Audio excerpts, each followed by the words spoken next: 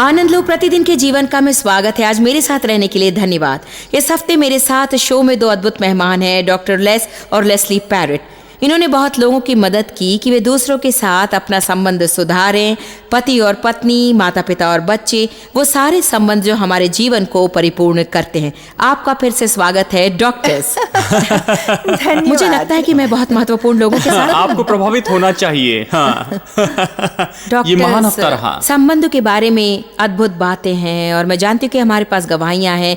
हम उसे कुछ ही क्षणों में दिखाना चाहते, परंतु हम उसमें संबंधों के स्तर के विषय चर्चा करने के बाद देखेंगे। क्या आप एक तरह से शुरू करते हैं और अगले तरह से खत्म करते हैं? क्या होता है? ये बहुत अच्छा प्रश्न है। यह क्रम में बहुत से संबंधों में होता है। तुम कुछ कहोगी क्या इसमें? हाँ, हम जानते हैं सच में हम खोजबीन के द्वारा पाया है कि संबंध सच में कुछ कथन के क्रम से होकर जाता है। सब लोग उस संबंध से शुरू करते हैं जिसे शायद हम झूठा संबंध कह सकते हैं, जहां आप सबसे अच्छा होने का नकाब लगाते हैं। ये प्रभाव के व्यवस्थापन के विषय में है और जो कुछ आप कर सकते हैं सबसे उत्तम करते हैं। ये रोमांटिक संबंध है, पहले डेट के विषय में। आप उनकी जरूरत के विषय में नहीं सोचते। आप कहते हैं मैं कैसे इसे प्रभावित करूं और ये और वो। मैं उन्हें कैसे प्रभावित करूं? हाँ, बिल्कुल सही। ये उतना गहरा नहीं होता है और ये तो सूडो होता है। कुछ संबंध उस जगह पर अधिक समय तक रह सकते हैं। आप उन लोगों को कई बार या हर समय जब आप संपर्क में आते हैं तब आप उसे नहीं देख सकते। इसी कारण कई बार लोग अपने विवाह के बाद में आश्चर्य करते हैं क्योंकि आप व्यवहार करते हैं। मैं जानती हूँ, जैसे कि मेरे पति, हमारे विवाह के एक हफ्ता हो तो उनका मैं बाहर जाऊंगा और शेक बॉल्स खेलूंगा। मैंने कहा शेक बॉल्स क्या है? उनका मतलब था कि वो गोल्फ बॉल खेलने का अभ्यास करेंगे। खैर, मुझे नहीं मालूम था कि वे गोल्फ खेलते हैं। और शादी भी कर ली। हाँ, क्योंकि जब हम डेटिंग पर थे तब मुझे छोड़ और कोई बात महत्वपूर्ण नहीं थी। हम सब में ये विचारधारा होती है, जब हम कुछ प्राप्त करने की कोशिश करते हैं तो हम उसमें अपना सर्वोत्तम लगा देते हैं, परंतु फिर जब वो हमारे पास होता है तो हमारा असली रूप बाहर आता है। ये भी नहीं कि हम किसी को धोखा देने की कोशिश कर रहे हैं। बिल्कुल नहीं। हम ये भी नहीं जानते कि हम वो कर रहे हैं, बस हो जाता है, स्वाभाविक है। ये झूठा संबंध है, बस 1 इंच गहराई का होता है और आप आनंदित है। यदि आप किसी के साथ में अधिक समय रहते हैं और असली होना शुरू कर देते हैं तो आप संबंध के अगले स्तर पर पहुंचते हैं, जिसे शायद हम गड़बड़ी का स्तर कह सकते हैं या विवाद का कह सकते हैं, क्योंकि आप ऐसी बातों के विषय कहते हैं। आप हमेशा आमने सामने नहीं आगे जाकर देखते कुछ ना कुछ ऊपर आएगा। शायद राजनीति, सिद्धांत, खेल, घर का वातावरण और बहुत कुछ। टूथपेस्ट की ट्यूब निचोड़ना। हाँ, बिल्कुल सही। और ऐसी बहुत सी बातों के कारण संबंध संतुलन से बाहर हो जाता है, वो गड़बड़ी में आ जाता है। तो कई बार, मैं नहीं बता सकता कि कितने बार, सबसे पहले आप मित्रता के विषय सोचें। कितनी मित्रता खत्म होगी क्योंकि वे गड़बड़ी में चले गए और वे संतुलन में लाना नहीं जानते थे। उसकी ओर ध्यान नहीं देते हैं। और फिर विवाह के विषय में निश्चय ही यह देखना सच में हृदय तोड़ने वाला होता है कि वो विवाह गड़बड़ी के बाद में फिर से संतुलन में नहीं आ सकता है। बहुत से लोग गड़बड़ी में आते हैं, उदाहरण के लिए विवाह में, क्योंकि हमारे पास आशाएं होती हैं। हमारे पति उसे करना शुरू करता है और हम सोचते हैं मैं जानती हूँ किसी के द्वारा प्रेम किया जाना क्या है, और आप उसे नहीं करते हैं। और परंतु यदि हम बहुत दूर तक चले, हम उसे हल कर देंगे, है ना? बिल्कुल। हाँ, मेरे प्रभाव में कोई भी बदल जाएगा। एक दंपति जिनसे हम मिलने जा रहे हैं, उनके विवाह को 30 वर्ष हो गए जब उसने उसे दूसरी स्त्री के लिए छोड़ दिया। जो शुरू में बेकार दिखता है, परमेश्वर ने उसका उपयोग भलाई के लिए किया। उनका विवाह फिर से जुड़ गया और वे एक दूसरे के करीब आ गए जैसे पहले कभी भी नहीं थे। ऐसा कोई गड्ढा नहीं जिसके गहराई में ये उतरा नहीं। आप चाहे कितनी ही गड़बड़ी में हो, यीशु उसे अवश्य दूर कर देगा। जब जेरोल्ड और मैरविस बटलर ने अपने पिछले 30 वर्षों से भी अधिक वैवाहिक जीवन में देखा, उन्होंने आश्चर्य किया कि परमेश्वर ने 2 टूटे और जख्मी लोगों को और बिखरे हुए संबंध को किस तरह से जोड़ा। मैरविस केवल 17 की थी जब उनका विवाह 24 वर्षीय जेराल्ड से हुआ। वो बचपन में हुए यौन शोषण की गंभीर घटना के परिणाम में उसने विवाह किया। उन्होंने कहा कि वो बुरा व्यवहार 9 वर्ष की उम्र में शुरू हुआ, उस व्यक्ति के द्वारा जो उस समय उनके परिवार में रहता था। स्वयं का अहम शायद सबसे बुरा था। मुझ में भरोसा नहीं था, परंतु कई वर्षों में जैसी मेरी उम्र बढ़ती गई, मैं बाहर से ही भरोसा पहनने की कोशिश करती, इतनी अलमता से, और मैं ठीक थी। परंतु देखिए, अंदर में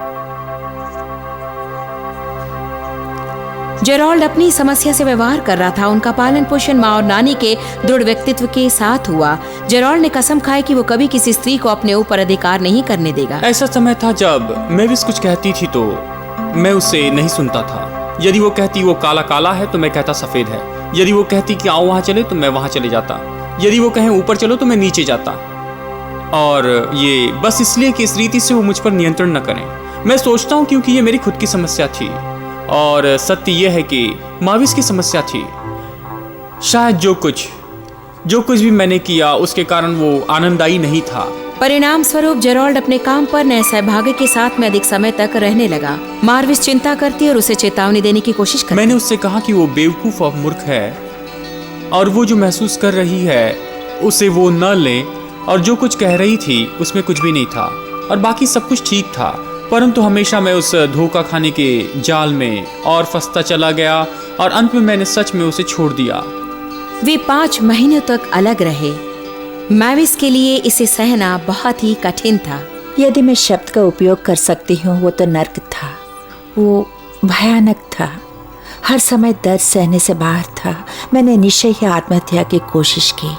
कई महीने अलग रहने के बाद परमेश्वर ने अंत में जेरोल्ड में काम किया। एक रात मैं बिस्तर पर लेटा था और मैं सच में चाहता था कि परमेश्वर कुछ करे, और मैंने देखा जाए तो बस सामान्य रूप में मैंने इस रीति से कहा, एक तो वो है या फिर मैं, वो तो अलग व्यक्ति है। और उसने कहा, परंतु तुम हम दोनों का उपयोग नहीं कर सकते हो। मैविस ने पहले ही जेरोल्ड को डाइवोर्स पेपर भेज दिए थे, इसलिए वो नहीं जानता था कि क्या वो मेल मिलाप के लिए तैयार होगी, परंतु उसके पास आशा थी।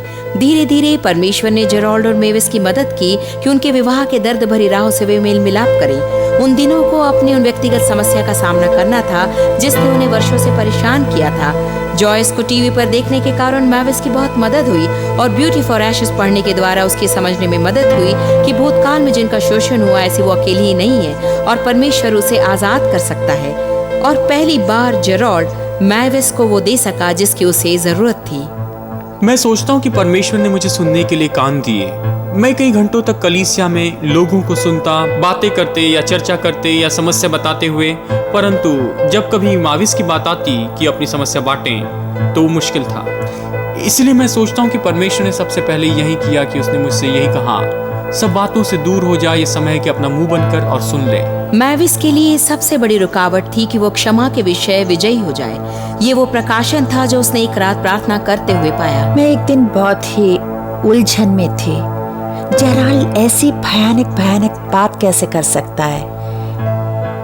मैंने प्रभु को ये धीमी आवाज में कहते सुना, तुम ये कैसे सोच सकती हो कि जेरोल्ड ने जो किया वो तुम नहीं कर सकती हो? उसने जो कहा उससे मुझे चोट लगी। परमेश्वर, इसका क्या अर्थ होगा? ये मानो जैसे कि उसने कहा, यदि मैं अपने अनुग्रह का हाथ तुम्हारे जीवन पर से पल भर के लिए हटा दूं तो तुम्हें दिखा दूंगा क्या कर सकते हो। इस दंपति को दोबारा साथ जुड़कर 2 साल बीत गए हैं और उनका वैवाहिक जीवन पहले से भी अधिक मजबूत है। ये एक गवाही है परमेश्वर में उनके विश्वास की और परमेश्वर की उनके प्रति विश्वास योग्यता की। हम अभी भी नई बातें ढूंढ निकालते हैं क्योंकि हम एक साथ समय बिताते हैं। हम एक दूसरे के विषय जानने में समय बिताते हैं। ये उत्साहजनक है, सच में आश्चर्यजनक, क्योंकि हमने अपने विवाह के वादे को फिर से लिया। हम जानते हैं कैसे कहें मैं तुमसे प्यार करता हूँ, और सच में जानते हैं। हम जानते हैं कैसे कहें मैं क्षमा चाहता हूँ, सच में मानते हैं। हम क्षमा कैसे करें वो जानते हैं, सच में करते हैं।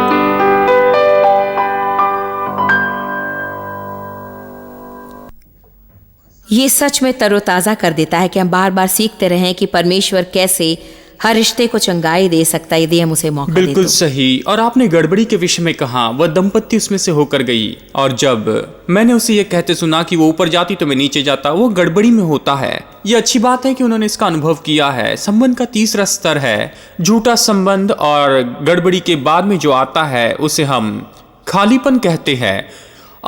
और देखिए, यहाँ पर हम दूसरे व्यक्ति को बदलने के लिए खुद की जरूरतों को खाली कर देते हैं। हमारी जरूरती आवश्यकताएं कई बार हम चाहते हैं कि वो वैसे ही हो जैसे हम चाहते तो हैं। आप स्वीकृति की स्थिति पर आ रहे हैं। बिल्कुल सही। और इस दंपत्ति ने बिल्कुल वैसे ही किया। मुझे नहीं मालूम कि आप ये कैसे करते हैं। कुछ भी हो, मैं नहीं कर सकता। मैं नहीं सोचता कि आप कर सकते हैं। मैं सोचता हूँ कि हमारे जीवन में पवित्र आत्मा की हमें जरूरत है कि हमें सामर्थ्य दें स्वयं को खाली कर देने के लिए कि दूसरे व्यक्ति को बदल दें। जब हम उसे करते हैं, हम संबंध के अंतिम स्तर में जाने के लिए पुल बनाते हैं जहां पर हम उसके होना चाहते हैं, और फिर वह झूठा संबंध नहीं रहता जो केवल 1 इंच गहरा है, परंतु अब तो ये सच्चा संबंध है और ये सागर जितना गहरा है। और इस तरह के संबंध में हम कहते हैं कि इससे अधिक मधुर संबंध तो नहीं हो सकता है। ये पूरी पृथ्वी पर सबसे सुरक्षित स्थान है। जैसे वे कह रहे थे, मुझे क्षमा महसूस हुई। मैं जानती हूँ कि कैसे कहें मैं तुमसे प्यार करता हूँ, और वो सच है। और उसने कहा मैं जानती थी, उसने कहा मैं जानती थी। और वही प्रेम की बात के साथ होता है। आप सच में वो कहना शुरू करते हैं जो मन में होता है, हृदय से महसूस करते हैं और जानते हो समझ गए हैं। तो इसमें भी स्तर है। आप पहले स्तर को क्या कहेंगे? हाँ, झूठा संबंध। झूठा संबंध। फिर आप गड़बड़ी में जाते हैं जब आप सच में ईमानदार होते हैं, और यदि आपको पसंद ना आए तो आप पसंद का दिखावा नहीं करते, आप सच होते हैं। फिर आप आगे जाते हैं। आप अपने जीवन में पवित्र आत्मा की मदद से खालीपन में आते हैं, और वही सच्चे संबंध के लिए पुल होता है। और ये ऐसा नहीं कि आप खालीपन महसूस करते हैं, परंतु आपने जरूरतों के लिए खुद को खाली किया कि दूसरे व्यक्ति को बदल ये ऐसा नहीं कि बड़ी जरूरतों को अनदेखा करें। आप कह सकते हैं कि खुद की जरूरतों के लिए खुद को खाली करना, आपकी आवश्यक जरूरतों को आप जैसा चाहें वैसा पूरा करें। परंतु ये बहुत ही महत्वपूर्ण निर्णय लेना होगा जब आप उसे कहते हैं। वो तो विश्वास का बड़ा कदम होगा। जब आप दूसरे व्यक्ति को बदलने के लिए खुद की ज़रूरतों से खुद को खाली करते हैं, तो ये स्वाभाविक है कि छोटी छोटी बातें आपको परेशान करती हैं। वो वही बात हो जाती है जो उन्हें पास लाती है। ये जैसे होता है वो तो अजीब है। मैं सच में उस समय को याद कर सकती हूँ जब मैं डेव के साथ के अपने संबंध में ऐसी जगह पहुँची जहाँ मैंने कहा कि वैसे ही रहेंगे और कभी नहीं बदलने वाले, और तुम्हारे पास तुम्हारे बारे में बड़ी बड़ी बातें, मुझ में कमियां, आप में कमियां, मेरे पास अच्छी बातें हैं, आपके पास अच्छी बातें हैं। और जब मैंने उन्हें बदलने की कोशिश छोड़ दी तो फिर आप सच में उस व्यक्ति का आनंद लेंगे, क्योंकि तब आप अपना ध्यान हमेशा उनकी गलतियों पर नहीं लगाते, आप सही बातों पर ध्यान देते हैं। और तब से हमारा जीवन और भी उत्तम हुआ और आनंददायी हुआ। आप हमेशा किसी को कुम्हार के चक्के पर नहीं रख सकते, जैसे मैं उसे कहती हूँ कि उससे बदले। ये बहुत अच्छी है। और मैंने कई वर्ष इस कोशिश में की कि डेव को बदलूं और मेरे बच्चों को बदलूं और ये बदलूं और खुद को बदलूं, और मैं सब बदलना चाहती थी और मैं हमेशा परेशान रहती। तो मुख्य बात यह कि केवल परमेश्वर उस व्यक्ति के भीतर जाकर उसे सच में बदल सकता है। सही। और जब आप उन्हें बदलने के लिए अपनी जरूरतों को खाली कर देते हैं तो वो छोटी सी बात आपको उनके करीब लाती है। हाँ, बिल्कुल ये सही विचित्र कहा। है। बस आज सुबह मैं इस विषय में सोच रहा था, क्योंकि मैं हमेशा सुबह के समय जरा सुस्त होता हूँ, मैं दिन में आराम चाहता हूँ। और मैंने क्या किया? आपने कुछ नहीं किया, परंतु मैं सुबह सोच रहा था कि मैं कितना अजीब हूँ। और ये मानो ऐसा है कि लेस्ली सोचती कि ये अगर अजीब नहीं है तो इन्हें फिर क्या हो गया है। वो तो अपना दिन ऐसा ही शुरू करते हैं। ये अजीब है, आप समझ रहे हैं। हाँ। जब हम ब्रेक के बाद आएंगे, हम उस सबसे महत्वपूर्ण बातचीत पर चर्चा करेंगे कि आप वो प्राप्त कर सके जिसकी प्रतिज्ञा हमने लोगों से कल की थी। हम इस ब्रेक के बाद लौटेंगे।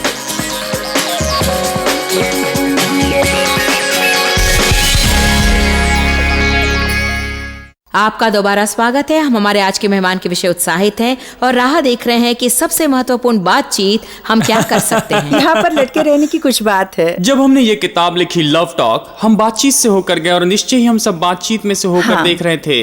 हम देख रहे थे कि हम कैसे उत्तम बातचीत कर सकते हैं, और ये कि कब बात ना करें। ये दिलचस्प बातचीत है। की किताब में आश्चर्य क्या की ऐसा बात। भी समय रहा है? उनमें से कुछ, जैसे जब आपने कहा लाखों बार। फिर हमारे पास एक और अध्याय है जिससे हम सबसे महत्वपूर्ण बातचीत करना कहते हैं। ये बातचीतें जो आप सुबह करते हैं, रात के समय करते हैं, कल भी करेंगे। ये ऐसी बातचीत है जो आप खुद से करते हैं। आप इसे जानते हैं। वह तो खुद से बातचीत है, भीतरी बातचीत 24 घंटे चलती है। जब हम सोते हैं तभी भी ये होता है। हमारे सपनों की ओर ध्यान दें, ये खास है। आप इस भीतरी बातचीत से जुड़े होते हैं और यह आपकी दूसरों के साथ की जो बातचीत है उस पर असर डालता है। हाँ, क्योंकि हमारी बहुत सी भीतरी बातचीत का संबंध हम खुद से क्या कहते हैं उससे होता है कि हमारा पति कैसे हैं, हम किस तरह की पत्नी हैं, हमारे विवाह या हमारे बच्चों का परीक्षण कर रहे हैं। ये वो निरंतर होने वाली भीतरी बातचीत हमारे संबंध को आकार देती है। जॉयस, कल्पना करें यदि आप सोने के पहले अगर आप अपने सिर के पीछे से एक छोटी सी कंप्यूटर चिप निकाल लें और उससे लैपटॉप में डालें और वह आपके पिछले 24 घंटों में जो आपने खुद से बातें की है उसका विवरण देता है। आप उसे एक बकेट में डालें, खुद से सकारात्मक बात या नकारात्मक बात में। उनमें से कौन सी ज्यादा भरी होगी? हाँ, सामान्य रूप में अधिकतर लोगों के लिए हमने ये UCLA के शोध से पाया है कि हमारी खुद से की गई बातों में से 73% बातें नकारात्मक बकेट में जाती हैं। वाह, कितनी बढ़िया इस बात विषय है। सोचिए।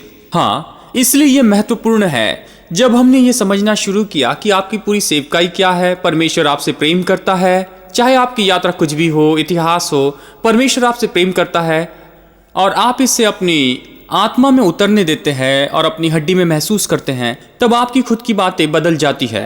तो वैसे ही आपकी बातचीत भी बदल जाती है जो आप जीवन में दूसरे व्यक्तियों के साथ में करते हैं। ये बात मैंने कई वर्षों पहले जानी और आपने जैसा उसे बताया उससे मैंने जरा अलग बताया था, परंतु सिद्धांत वही था। मैंने संदेश सुनने शुरू किए, प्रेम और प्रेम में चलना और आत्मा के फल के विषय, और मैं प्रेम में चलना चाहती थी परंतु मैं चल नहीं सकी। मैं और भी दोषी महसूस करने लगी और मैंने सोचा कि समस्या क्या है। मैं हर सुबह बिस्तर पर लेटे लेटे अच्छा बनने की योजना बनाती, फिर जब मैं अपना पैर फर्श पर रखती मैं किसी पर क्रोधित होती। अगर संक्षिप्त में कहूँ, अंत में परमेश्वर ने मुझे दिखाया तुम किसी और के साथ नहीं रह सकती क्योंकि तुम खुद के साथ नहीं रह सकती हो। यदि तुम्हारा संबंध खुद के साथ ही अच्छा ना हो तो तुम्हारा दूसरे लोगों के साथ अच्छा संबंध नहीं होगा। यह संभव नहीं है क्योंकि आपके पास जो नहीं है उसे आप नहीं दे सकते। बिल्कुल सही। यदि वो आप में नहीं तो आप नहीं दे सकते। हाँ, बिल्कुल सही। परमेश्वर हमसे ऐसा प्रेम करता है कि मानो इस पृथ्वी पर प्रेम करने के लिए हम एकमात्र व्यक्ति है। जब हम अपना उद्देश्य समझते हैं, अब देखिए ये ऐसा नहीं कि हम स्वीकृति के विषय में कह रहे हैं। कई लोग हमारे सलाह के ऑफिस में आते हैं और हमने पाया कि उन्हें खुश करने की बीमारी की शिकायत है। वे दूसरों के लिए जीते हैं, ना वो खुद से सच बोलते हैं, ना ही परमेश्वर के उद्देश्य के लिए बोलते हैं। तो कोई आश्चर्य की बात नहीं है कि उनकी खुद से की गई बातें नकारात्मक है। उन्होंने खुद को वैसे बनाया है। वे ये नहीं समझते कि इसीलिए अब जो कोई मसीह यीशु में है उन पर दंड की आज्ञा नहीं है। उन्हें परमेश्वर के प्रेम को समझकर जानना है कि हम उसकी संतान हैं। इसे हम स्वीकार करें और वो हमारी भीतरी बातचीत को बदलना शुरू कर देता है और फिर ये बाकी सब बातें आसान कर देता है। हाँ, और केवल खुद के प्रति ही नहीं परंतु हम खुद से उन लोगों के विषय क्या कहते हैं जिनसे हम प्रेम करते हैं, क्योंकि ये सामर्थ्य है वो जो चुनाव करते हैं उसके विषय में हम क्या सोचना चुनते हैं। ऐसे पिता के साथ बड़े जो हमेशा माँ के लिए कार का दरवाजा खोलते हैं और ऐसे ही उनकी माँ बातें, उनकी माँ, और वो बस कार में ही बैठी रहती जब तक कि पिताजी आकर दरवाजा ना खोल दें। मैंने अपने घर में कभी ऐसा नहीं देखा। आप बस कार से बाहर आते और छोड़ देते हैं। और पहले कुछ डेट्स में मैं रेस्टोरेंट के मार्ग पर था। मैंने कहा लेस्ली कहाँ पर है, क्या हो गया? जानते हो, मेरे घर में मेरे पिताजी ने कहा इसलिए हमारे पास में पावर लॉक्स है, हम वो करते हुए अपना समय क्यों बर्बाद करें। और इस तरह की बातों में हम इसे करते हैं। जब मैं उन्हें ये मेरे लिए करते हुए नहीं देखती तो मैं अपने अंदर ऐसी बातचीत करना शुरू कर सकती हूँ। हाँ, यदि वो मुझसे सच में प्रेम करता, मैं इसे जानती हूँ, क्योंकि मैं ये छोटे छोटे उत्साहित करने वाली बातें हैं, ये सब अपेक्षाएं हैं जो। तो बताइए, क्या अब आप कार का दरवाजा खोलते हैं या बस कार से बाहर निकलने का निर्णय लेते हैं? मेरे पास अब समय नहीं है, उनके दरवाजे खोलने की राह नहीं देखती। वो अभी शब चली गई है। 21 वर्ष बीत गया है, वो पीछे रह गया। अपेक्षा के विषय बातें करें। ये एक बात है जो संबंधों में समस्या लाता है, जिसकी हम कल्पना भी नहीं कर सकते, क्योंकि कई बार हम अपेक्षा करते हैं कि दूसरा व्यक्ति वो करे और वे जानते भी नहीं कि हम इसकी अपेक्षा कर रहे हैं। अनजान है, वे अनजान है। वे मानो कि जैसे तुमने ये क्यों नहीं किया, तुमने वो क्यों नहीं किया, क्यों नहीं बताया कि ये महत्वपूर्ण था, तुम्हें ये जानना चाहिए था। परंतु देखिए, क्योंकि हम अलग लोग हैं इसलिए उसे जानते नहीं। मैं कई बार सोचती हूँ ऐसे लोग होते हैं जिनके साथ रहना आसान नहीं होता, परंतु बहुत से लोग ऐसे नहीं। वे हर रोज उठते हैं और जैसे हैं वैसे ही रहते हैं, परंतु हम जो है उसके साथ वे जो है वो मेल नहीं खाता और हम में इसलिए फूट होती है। और हम अलग अलग घर में सही बढ़ते कहा। हैं, अलग अलग जीवन जीना सीखते हैं। और कई बार हम कहते हैं कि संबंधों की यूनिवर्सिटी जो हमारा घर है जिसमें आप बढ़ते हैं, और आप अलग अलग क्लास में होते हैं। यदि आप शायद बच्चे बनकर अपने घर में जाएं और वहां पर देखें जहां पर आपको वो जगह याद आती है जहां पर कुछ बातें हुई थी या कुछ हुआ था, यदि वो पुरानी बातों में जाए, वो पुरानी बातें, मैं अपने विद्यार्थियों से कहता हूं कि आप वापस जाएं, बचपन में याद करें। शायद कोई ट्रॉफी हो या फिर बॉल ग्लोव या फिर डॉल हाउस या फिर और कुछ हो।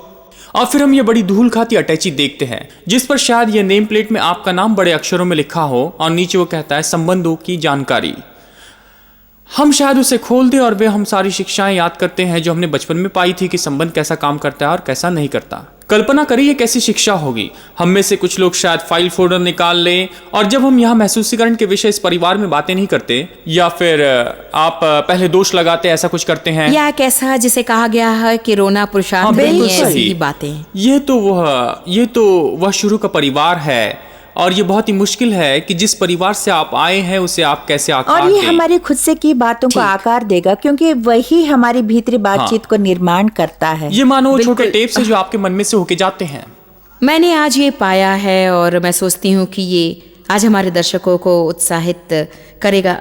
मैं सोचती हूँ कि अगर आप गलत में बढ़े और आप गलती में बढ़े, आप शायद उनमें से कुछ परिणामों को अपने व्यक्तित्व में अनुभव करते हैं, परंतु अब मेरे साथ ये होता है कि मैं परिस्थिति में प्रति उत्तर नहीं देती हूँ।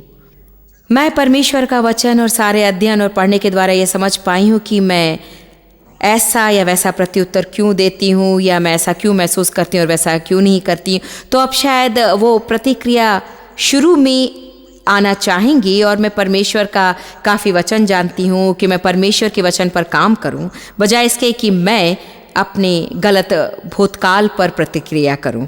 मैं बस चाहती हूं कि लोग आज सच में समझ पाएं कि चाहे आप कैसे भी बड़े हों, उसे बदला जा सकता है। ये रास्ते का अंत नहीं है। वे कभी ऐसी जगह नहीं हो सकते जहां वे अच्छा संबंध ना रखें। देखिए, ये शायद उनके समान आसान नहीं होगा जो सही वातावरण में पले बड़े हों। देखिए, मेरी एक सहेली वैसी है, उसका परवरिश एक सिद्ध घर में हुआ है, जानते हैं। हाँ, महान माँ है, महान पिता, सब कुछ उत्तम उत्तम उत्तम उत्तम। और यहाँ मैं ऐसे बहुत ही अधिक बुरे परिवार से आई और वो और मैं अच्छे फ्रेंड हैं। और देखिए, सच में उस फर्क को देखना बहुत ही अद्भुत है, जैसे कि उस पर विश्वास करना स्वाभाविक है। जबकि यदि मैं सावधान नहीं तो मैं बस शक करती हूँ, और कई बार वो इतना भरोसा करती है कि वो अपनी बुद्धि का उपयोग नहीं करती। और इसलिए ये सच में अच्छा है जब आप ऐसे लोगों के साथ रहते हैं जिन्हें आप पसंद नहीं करते, क्योंकि आप एक दूसरे से सीखते हैं और मुश्किलों से पाई विजय में पारितोषिक देते हैं। ये जोड़ा सही कहा। जिन्हें हमने देखा, वे जिस गड़बड़ी से होकर गए उसके लिए एक दूसरे को पारितोषिक दिया। आपने बिल्कुल सही और कहा। आपको विजयी होना है तो आप उन बातों को हल्का नहीं लेते हैं। सच में ये पारितोषिक है। हाँ, हम कई बार कहते हैं कि विभाजन ही वो कीमत है जो आप गहरे स्तर की वार्तालाप या गहरे संबंध के लिए ये सच चुकाते है। हैं। यदि आप मुश्किल समय से पार हो जाएं तो आप अंत में उसे बना देते हैं और आप एक दूसरे की सराहना करते हैं। आप लोग इस कार्यक्रम में आए, ये महान बात है। काश हमारे पास और 5-6 दिन होते। ये अद्भुत रहा है। हमारे साथ रहने के लिए धन्यवाद और हम आशा करते हैं कि आप फिर कभी वापस आएंगे। हमारा विश्वास है कि परमेश्वर के पास आपके जीवन के लिए बड़ी योजना है और मैं विश्वास करती हूँ कि आप उसमें अभी चल रहे हैं। हमारे साथ बने रहें।